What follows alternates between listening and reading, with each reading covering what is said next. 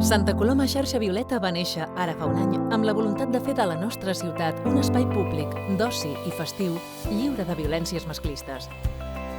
Una iniciativa coral, fruit de la implicació i el treball de les entitats de dones, del teixit associatiu i comercial, dels establiments de restauració, d'oci nocturn, de les institucions. D'homes i dones compromeses.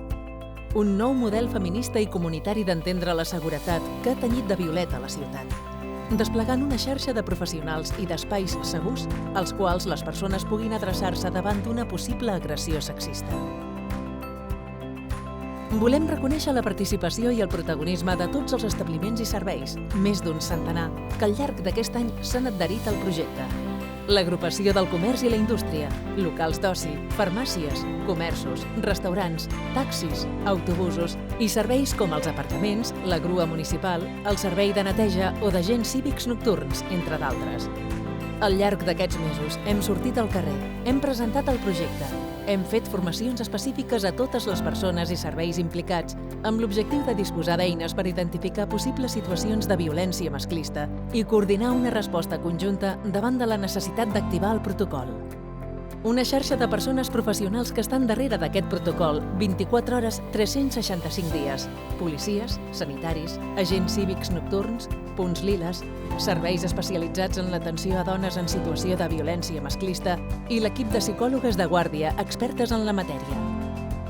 Ara ens enfrontem a un nou escenari, a una pandèmia que va impactar com un tsunami a les nostres vides i que ha tingut unes terribles conseqüències sanitàries, socials i econòmiques, particularment per a les dones.